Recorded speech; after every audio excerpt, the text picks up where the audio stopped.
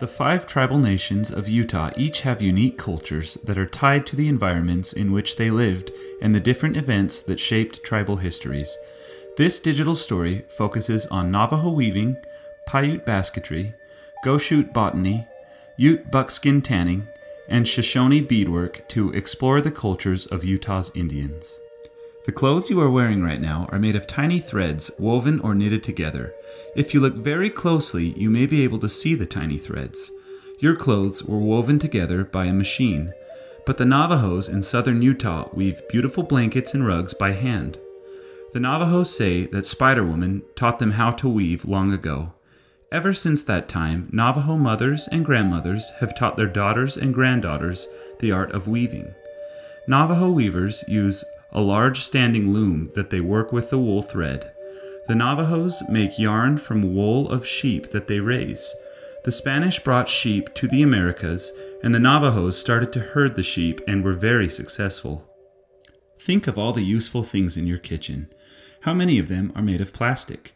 Food is kept in plastic.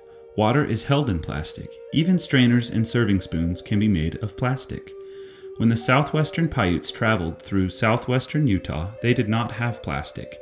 They needed to prepare and store food, so they made things that they needed with the materials in their environment. The Paiutes used strips of wood and bark from the willow and cedar trees to make baskets to store food and water. They made baskets that helped them to harvest seeds and protect their favorite things. Sometimes the Paiutes wove soft wood strips into baskets. Other times they made baskets with the coils of wood that were bound together. They made different shapes of baskets for different jobs. They filled water jugs with heated tree sap that would dry on the inside so the jugs would not leak. The southern Paiutes moved with the seasons to grow, find, and hunt the best food. How many of the plants in your yard or neighborhood do you know the names of? The Goshute people of northwestern Utah knew almost all of the plants in their homeland. They knew which plants were good for food or could be used for medicine. The Goshutes did not live in a place with a lot of food. Knowing about all of these plants helped the Goshutes survive. The Goshutes knew which plants had edible roots, leaves, seeds, or stems. The Goshutes knew 12 different kinds of berries on their lands. Headaches, burns, and other illnesses could be healed with plants found in the Goshute homeland. Parents and grandparents taught their families the secrets of these important plants. The Goshute people did not keep horses or hunt large game very often. They added meat like rabbit and other small animals to the many different plants they ate. The success of rabbit drives and their knowledge of plants kept the Goshutes healthy. After the Spanish brought the horse to the Americas, the Ute people began using horses for transportation. The Utes became great riders and hunted large game on their horses.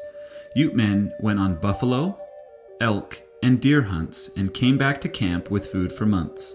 But that is not all a buffalo, elk, or deer could be used for. The hides of the animals could be made into clothing or shelter. The women of a Ute tribe did the buckskin tanning.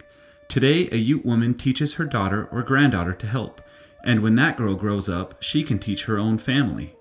Once the buckskin is ready, it can be made into dresses, pants, bags, shoes, or even teepees.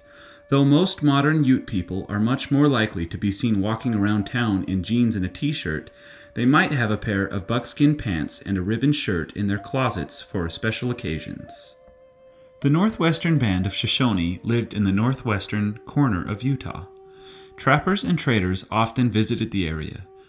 The trappers and traders brought beautiful beads with them. The Shoshones traded furs and other supplies for the beads. The Shoshones used colorful beads to decorate clothing and bags. They grouped the beads together into geometric designs and borders. Some Shoshones make pictures that look like flowers or animals with the beads. A young Shoshone girl or boy learns beadworking skills from an older relative. These skills are still passed on this way today. Whether it's a Shoshone elder passing down the art of beadwork or a Navajo woman teaching her daughter to weave, culture is a very important part of understanding Utah's Indian people. No single work of art or piece of technology could possibly define a culture, but it can help us to recognize larger themes and values.